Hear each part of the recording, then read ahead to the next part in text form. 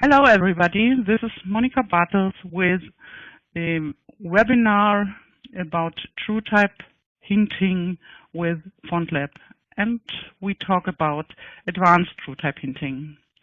At first, I would like to repeat what we talked about in the first webinar about the basic stuff. We talked about automatic TrueType hinting with FontLab, and that is not more than automatic PostScript hinting and conversion of this PostScript hints into TrueType instructions. We saw where the hinting parameters are stored in FontLab. For the PostScript hinting, we find all our parameters in the front, and there we have a page with hinting settings. There we organize our alignment zones, and on the next page we organize our horizontal and vertical stems. When we talk about TrueType, then we have to switch to the TrueType Hinting tool, and we find our hinting parameters behind this little button here with 3 dots. All our hinting knowledge is behind this button. Here you see our stems and our zones, which are the parameters for TrueType hinting only.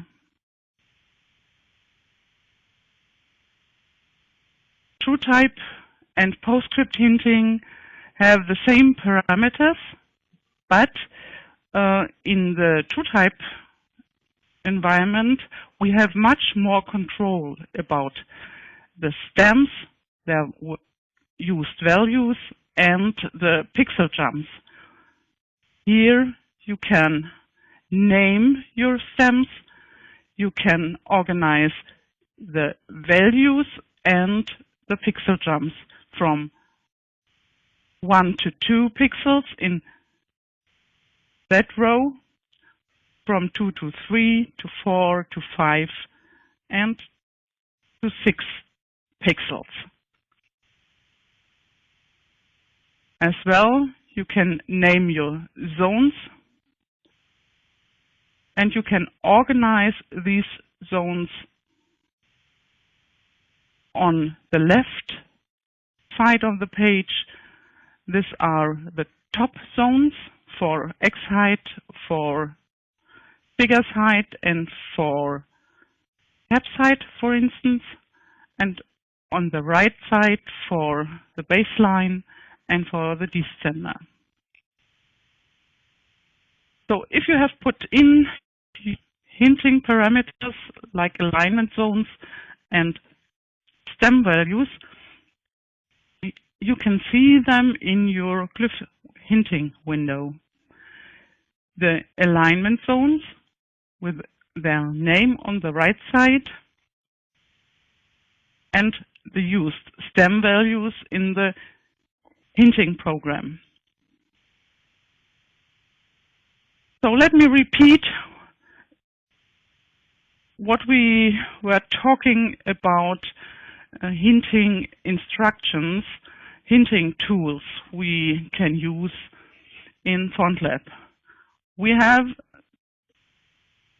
4 different tools, and that means in general 3 different actions we can add to the hinting program.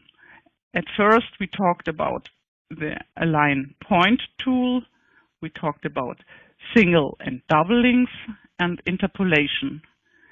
These are basic hints, basic tools which put hints for the rasterization into the font, and these hints are independent from the point or ppm size. That means every of these hints you put into your glyph will control the rasterization of this glyph for all ppm sizes. That's why I call these operations basic instructions. So at first, I would like to repeat what these basic instructions do inside glyph. Let's start without any hinting here inside. So I resetted the hinting program. So the align point tool does two things. One, to align the curve in a point, in an on-curve point to this zone the curve is crossing in that point. As well, on the bottom of the lowercase o, we can set this align points. That means align the curve in that point to this zone. So the next step is to use the single link or the double link to set a stem value. That is something similar to PostScript hinting. When you set a link, you connect one point on one curve with another point on the other curve and define a stem between these 2 points. And that we can do here in TrueType hinting with a single or a double link. In that case, we use a single link because we have already set an instruction to this point. And you see, FontLab uses the standard lowercase standard stem value. That is a value for a stem table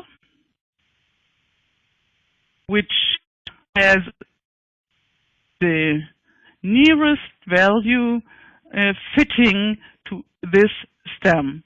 Lowercase standard has a value of 78. And let's have a look. We can measure. You see it here on the right side, but we can measure it again, and you see it is 78. So these green double line from the PostScript hinting, that is a PostScript hint. That is a PostScript hint. This is the same or has the same meaning like setting single link in the TrueType environment. So next step, we use a single link as well and define this stem value for the bottom part of the lowercase o. So what are the interpolations for? Let's switch to lowercase, and here you see we have two interpolations here. Why do we use interpolations? I will reset the program here as well to show you what we can do with interpolation. So at first we start with align point to align our lowercase e to the alignment zones, but we can make it much shorter by using the single link command, single link tool from the baseline, from the alignment zone to the other side of the stem. As well on bottom, single link for the bottom stem. So then we have a middle stem here at lowercase e. This middle stem we can hint in much different ways. The first could be we use a double link. The double link does the same like a single link, defining a stem, but with no direction. A single link is a directed link. So we start at the alignment zone and set the link in the direction to the inner part of the lowercase e. As well on bottom, we start at the baseline and define the single link to the inner part of the lowercase e. But here in the middle, we don't need any direction. That's why we could work with a double link and no directed stem definition. But when we have a look at our preview, for instance, at size 31, you see that it might be that this middle stem could be a little bit lower, 1 pixel line lower. So what we can do, we can try to redefine this stem by doing the following. We can use a single link and say we give this stem a direction from bottom to top, or we can give it a direction from top to bottom. But we didn't change it.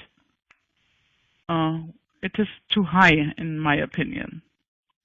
But this we can change later with the use of delta hints. We will talk about delta hints later.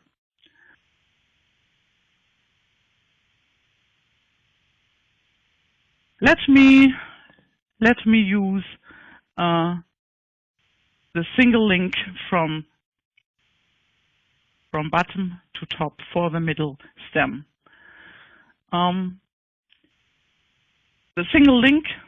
Setting the single link here means align this line to the pixel grid and then defining the stem value. The alignment to the pixel grid, the align point command, is on the bottom of this curve. If we replace this align point by an interpolation, in that way, I interpolate the position of the baseline of the middle stem, of the button. No, I interpolate the position of the bottom line of the middle stem between the bottom extreme and the top extreme points of the lowercase e. And then, when I interpolated this position,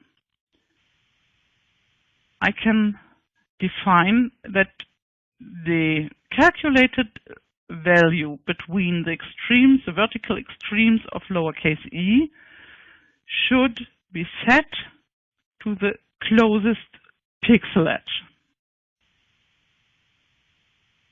see when I interpolate the position between the extremes, this bottom line of the middle stem goes 1 pixel line down.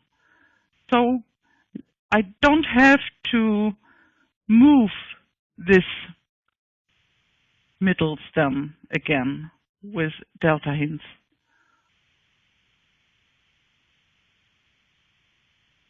So we are just before finishing the hinting of lowercase e, the basic hinting of lowercase e.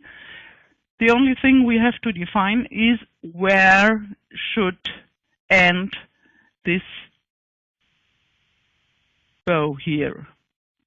And this is between the middle stem and the top of the bottom stem. So I would interpolate it between these points. I do it again. So you can see where the end of this bow is moving down. And now to get it sharp in every ppm size, we put this new calculated position to the grid. That means we can put it to the closest pixel edge or to the top of the closest pixel edge or to the bottom. But let us put it to the closest pixel edge. So we have talked about align point, single link and double link, and interpolation. All these instructions or these tools are the basic tools. Before you got this free sans VFB file, complete basic hinting all which are defined with the wheel. So if you need help to hint your own font, better inside and see how this font is hinted. The hinting, you have to find your own hinting strategy. But if you haven't any idea how to hint some glyphs, then you can have a look here and try to understand how this font is hinted.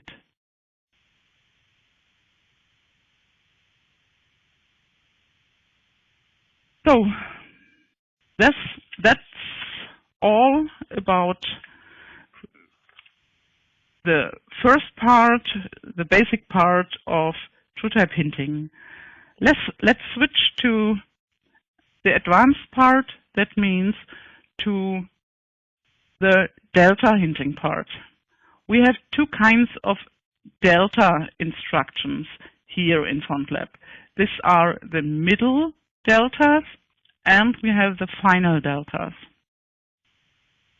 If you want to hint your font for clear type rasterization, you see it here.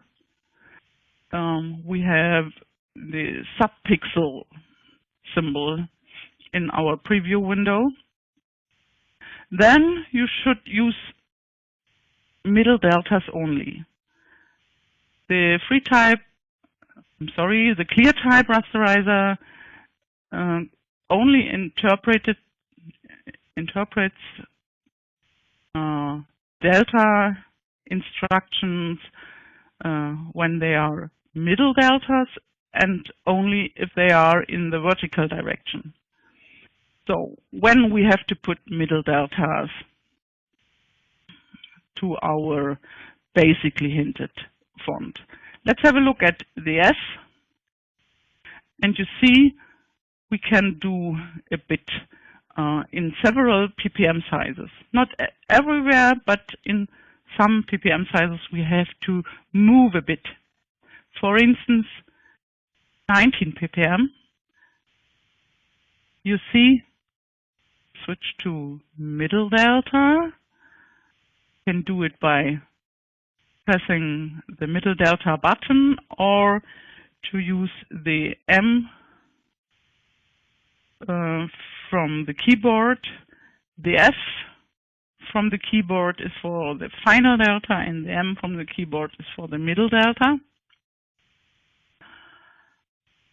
So for instance, at 19 ppm we can move this middle diagonal stem a little bit down. And the maximum what we can do is to move it down by a full pixel. And as you can see, that is too much. If we move it down with a value of 4, that means 4/8. That means a half pixel. And that's okay this way. So we can go to 9 ppm and do the same here.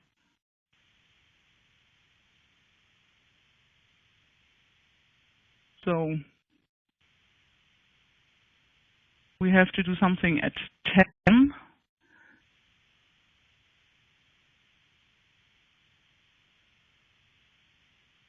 Can try to move it a bit down by 3/8. Then we have to move up the top part here of the S by 1 pixel. I would do this. So we have a straight line on top and a straight line on bottom.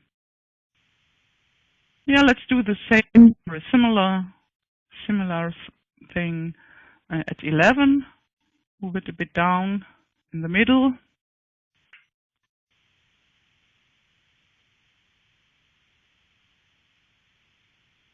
So we get a real S form. But here I would like to reduce the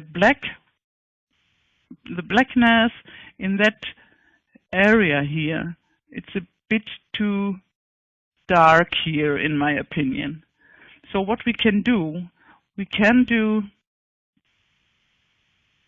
move down a bit the curve in that point.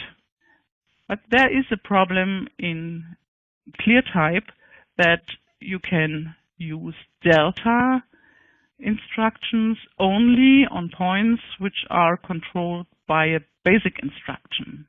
If we move here a little bit up or down, you can see it here that the gray curve is changing, but you don't see any changes in the preview window.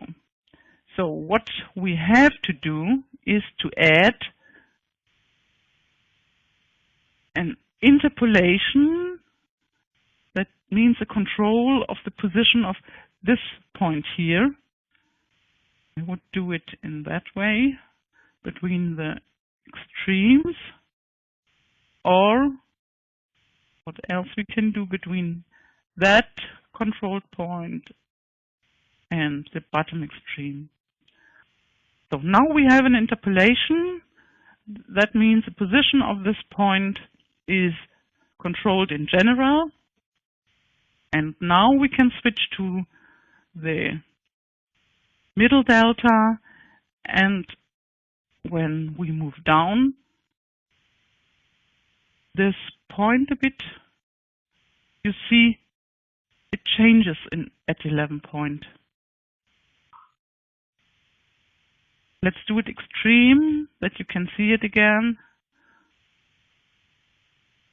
There are some small changes at 11 ppm. So I wouldn't do it so extreme, but this would be okay.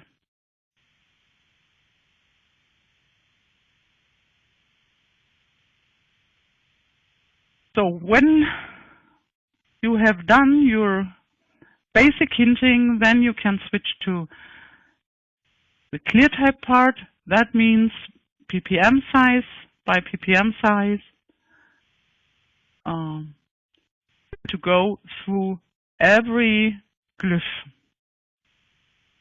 The same let's do for the E, for the lowercase e. Here at 30 ppm we could move the whole middle stem, the top by 1 pixel to the top and the bottom curve by 1 pixel down. That is what we do when we do the delta hinting, that means for ClearType. Let me repeat again what we can do for ClearType hinting. We can use middle deltas, which changes the position of the whole curve part, like here in the lowercase e by 1 pixel. So we keep this middle R sharp as it was before, because we move it by 1 pixel. If we would move it by a half pixel, that means with a value of 4, we don't have the real stem value, because the ClearType engine takes 3 pixel lines for this middle bar. But if we would go to the grayscale view, you wouldn't have any sharpness at the middle, you see? So if you move whole lines, move them by a whole pixel to keep your sharpness and to keep your stem values. If you think you can set a delta for a ppm range, like for the lowercase e for 26 and 27 ppm, then you can use the delta ppm range in the TrueType options and can set the lower and the upper value. Our upper value is 27, the lower value 26, and then you can move it down, for instance, for both with only one instruction here. You can do it for another range.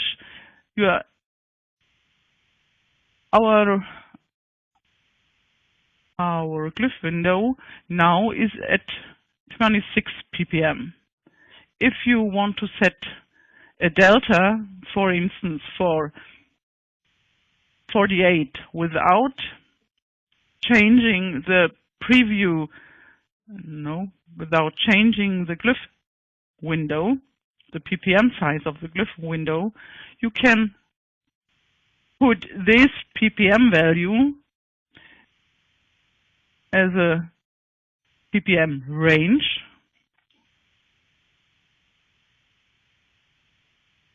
and you can set this for 48.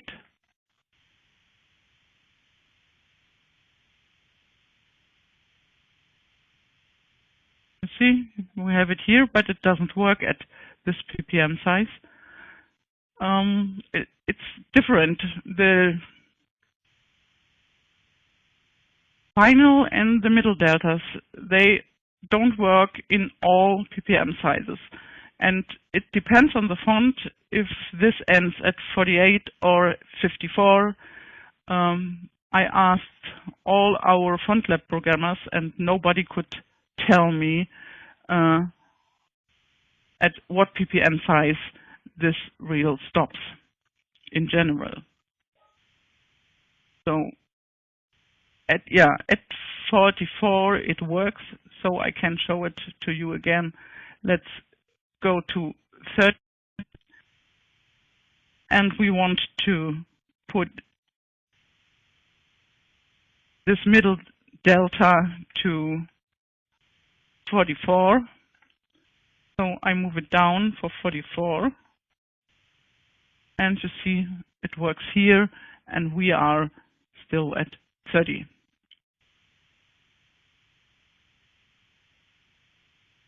If you would use final deltas, they are not used for ClearType, but I can show you what final deltas do. If you put a final delta, let's go to another size. Here on that curve point, which is interpolated, we put a final delta here, so we move only our curve in that point. If we do the same with our middle delta and move it down, we move down the whole line. All what is in the same line is moved down. So middle and final deltas, the difference between is that middle deltas move a part of the curve, and final deltas move the curve only in that single point where they are set. So you could ask for what I can use the final deltas. They are used for grayscale hinting after ClearType is done. If you have your font hinted for ClearType and you would like to optimize it for grayscale as well, then you can switch to grayscale, and you see in the part where the stems or the main stems, are only 1 pixel. Let's make it easier for all of us with, let's take the copy.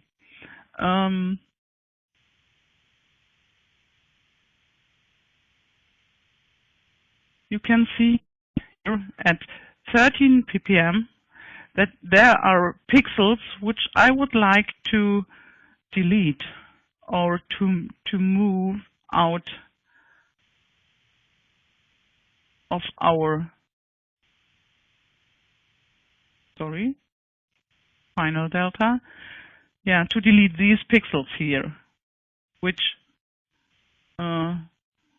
make it dark in some areas. So if I would like to reduce these pixels, I can set final deltas. And these final deltas only work for grayscale. If you switch to ClearType after that, you don't see any changes.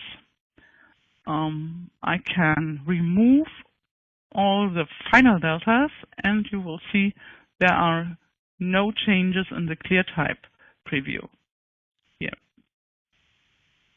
Final deltas are used for grayscale hinting only. The same is with middle deltas in the horizontal direction. Let's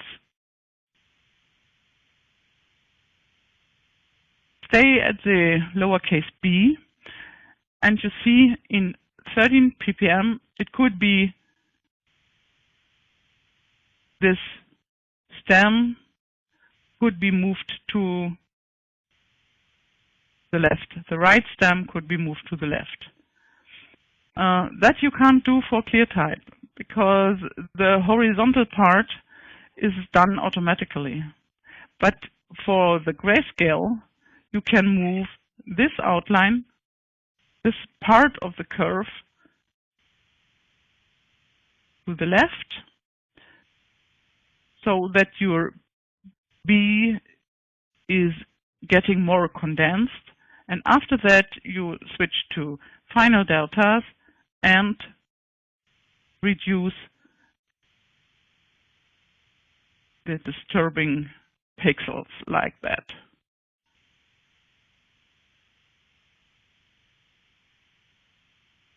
That way, for instance. So, when you want to hint your font for ClearType and Grayscale, for both, you can do it by doing a basic hinting, at first in the vertical direction. In the horizontal direction, you only should do a very, very light hinting. In most of the cases, you don't need any horizontal hinting for ClearType, but if you want to have an optimization for Grayscale 2, you need a horizontal hinting too. Here in our example font, we have a very reduced horizontal basic hinting because this should be an example for ClearType optimization. So at first, if you want to hint for ClearType and Grayscale, start with a basic hinting in both directions, horizontal and vertical. Then make your ClearType optimization, and at the end use final deltas and middle deltas in the horizontal part only to optimize for Grayscale. So let's have a look. That's all about hinting, what you can do. We only have these instructions and not more.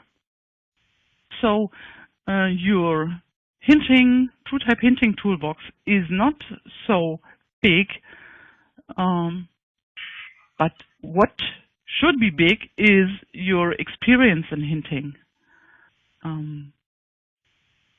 So try to hint, and you will see you get better and better. You understand the hinting better with every new example you are hinting. Excuse me, Monika, we have 5 minutes now.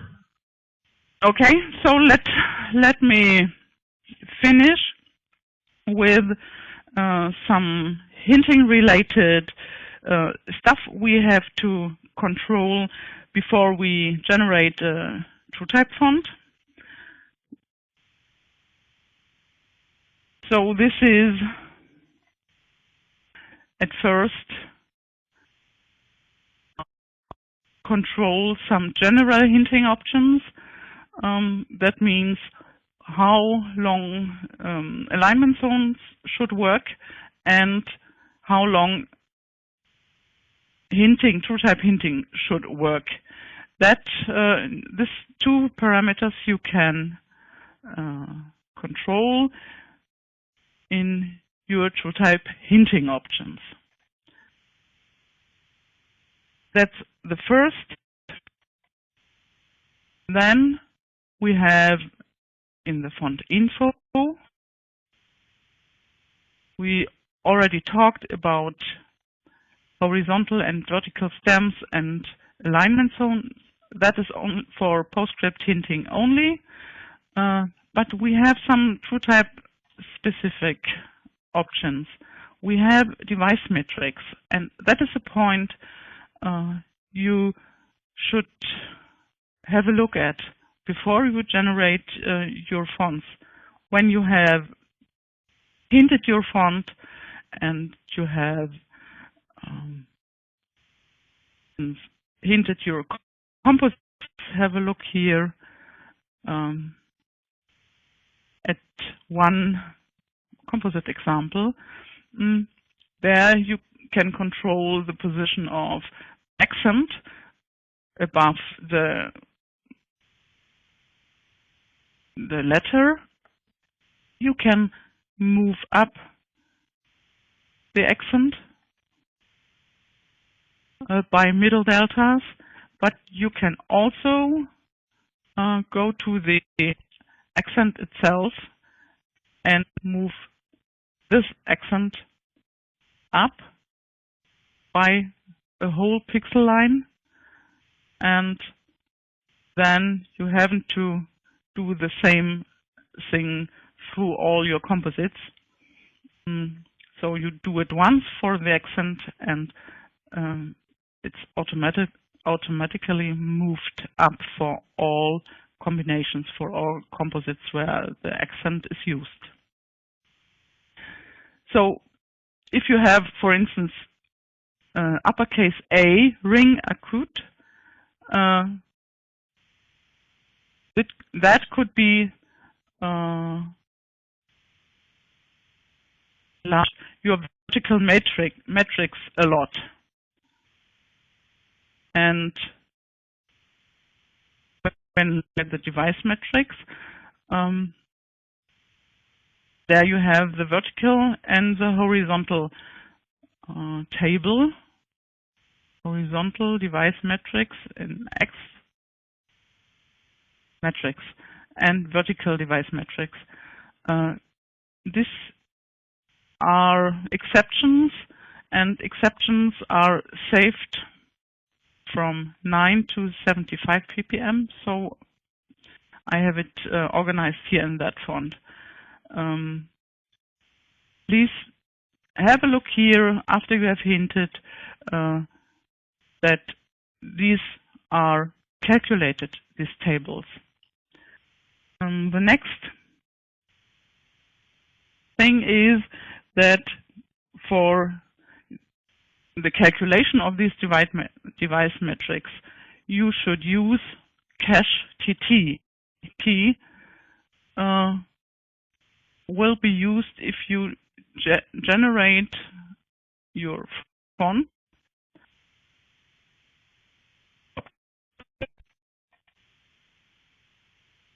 in the TrueType and OpenType.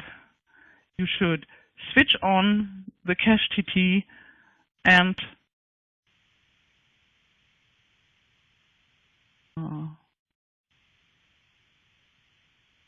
I don't have it here on that computer for the webinar, but you can download it from the Microsoft web typography website. The cache TT is the Microsoft tool which calculates your horizontal and vertical metrics according to your Windows. That's the second reason why you should hint your fonts on a Windows system when you want to hint them for ClearType. First, FontLab for Windows is the only FontLab version which has the ClearType preview. And the second reason is you can use Exe.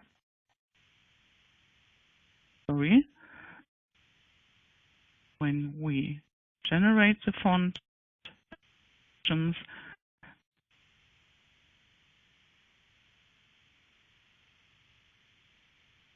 FontLab for Windows is the only version of FontLab where you can use cacheTT.exe for calculating your vertical device metrics.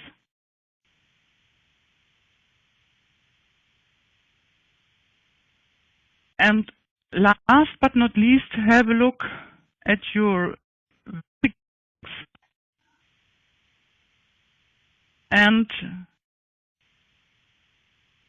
you should ensure that your vertical metrics are not calculated automatically like recommended in FontLab, but that you set your custom values.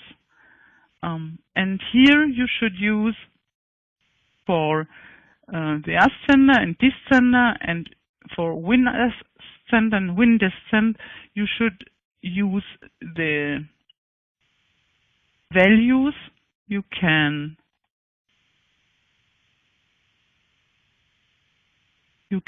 see in your bounding box. There you should use the extreme values from your bounding box. The ascender and descender, and the win ascent and the win descent. That should have the extremes of your font. So, and regular instructions you can put into a font, into a TrueType flavored font, to control the rasterization process. I would like to show you some stuff you can't read in any menu. You can't read can't read it in the internet. But I found out in my hinting experiences. Let's have a look at the lower cases. And you see in some ppm sizes, lowercase I or L or J, they are very, very gray. They are smooth and they are not very sharp. What you can do is, if you have put a very light horizontal hinting, you can put a middle delta on the right side bearing point. Look here. And have a look at the preview, what is going on there when I put this middle delta here on the right side bearing point. The lowercase I is getting sharp. The same I can do with a J. It's getting sharp. And the same I can do with, and you know, it's sharp. So what we can do is, on the right side bearing point, we can try to make the outline a bit sharper.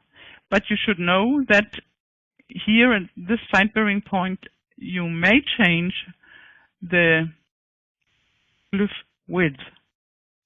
So be careful with changing the metrics.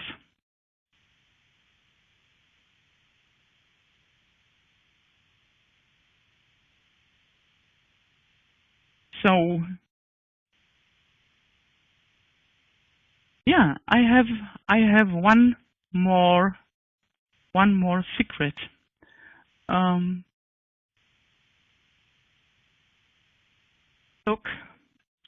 Have a look at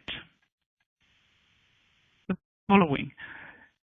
Our font has horizontal endings, but in some designs, it could be that the end of some letters is not horizontal. For instance, this way. So the termination is, a little bit diagonal. When we have such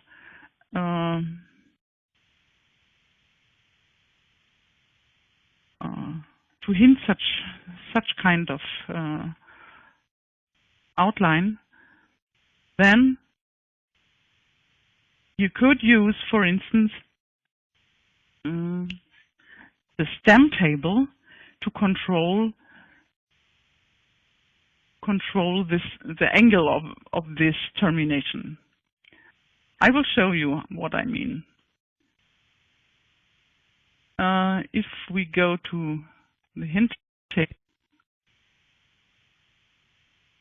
what you can do is you can put a single link here.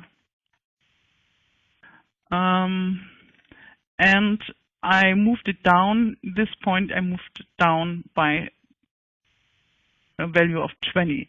That means this, if we use this as a stem value, we should add value of 20. And we name this termination. So if I reassign the stems, you see FontLab detects automatically this stem. So let's go. We did the same change here, and we had the K with the change. So normally you have minimum 1 pixel of this diagonal. But if you would like to have it horizontal until, let's say, 40, like B and D are, then you can do the following. The termination has a stem value of 20, and it should switch from no pixel to 1 pixel, let's say at 40 ppm. And when I say apply, you see we have until 39 a horizontal ending here, a horizontal termination, and starting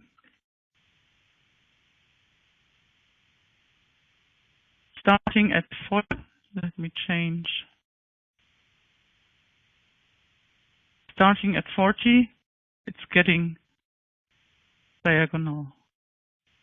So you can use a stem value for such terminations. That is one trick I've found out and used it for several fonts. And if you have one font with this termination and then you say, okay, let's modify this font and let's switch from the diagonal form to the horizontal form, then you only have to delete this command and it will be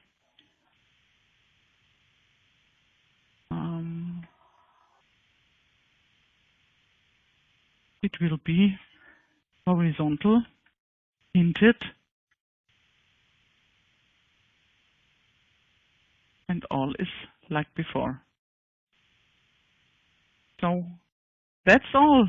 I thank you very much for listening, for looking, and whenever you have questions, let me know. Whenever you want hint, let me know.